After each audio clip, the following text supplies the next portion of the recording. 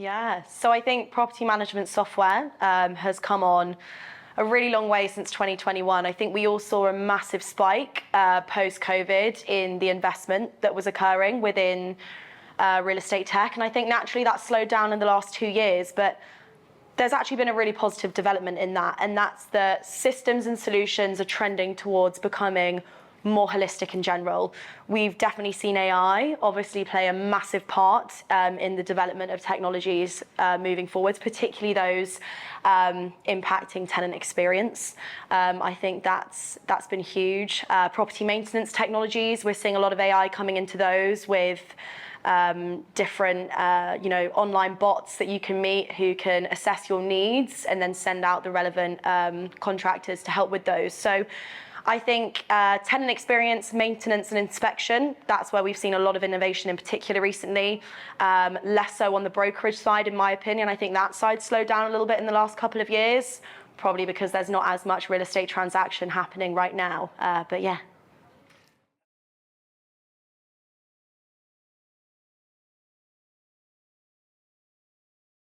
Yes, so I think that, well, there's a historic problem with property management software solutions and residential tech in general, whereby point solutions can be incredibly successful, but also not always the most scalable. And we're seeing, especially as the economy has taken a shift, a lot of point solutions who have maybe hitting Series A, hitting Series B in funding, and kind of stopping there and going down the acquisition route for survival as opposed to pure success. So I think that that's something that we've seen more and more. Look, VC's changed. The landscape isn't what it used to be, but that doesn't mean that funding isn't happening. It's just happening in different areas. I think that a lot of these point solutions are being acquired by the companies that they typically need to integrate with for success.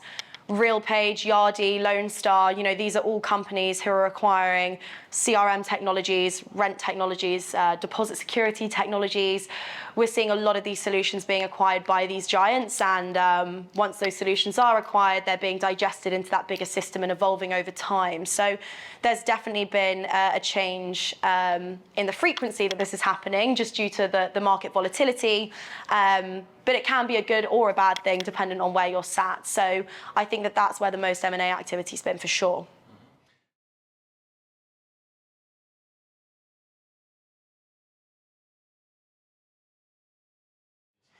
So I think, look, the solutions that most companies, or let's take the monopolies, for example. You've got your Yardis, your RealPages, your Intratas, your AppFolios. I think that those businesses have obviously got very holistic solutions for accounting, lease management, asset management, you name it. A lot of businesses already have solutions where it's been solidified and in place and is a process that in theory runs and operates very smoothly. I think in order to really create value in the residential sector, what we're going to see more of and what we're seeing more of is really creating value for tenant experience and tenant experience softwares and community experience softwares. There's a couple of companies that are doing it really well at the moment. I know that Venn, they have like a great community management software, really create value for their tenants with community bulletins, guidelines, community marketplaces, events hubs, really creating additional value through the software system beyond just property management and lease management and value for the owners and operators of these buildings, actually creating value for those who live in it. We're seeing a hell of a lot of development there, and I think we'll continue to see that.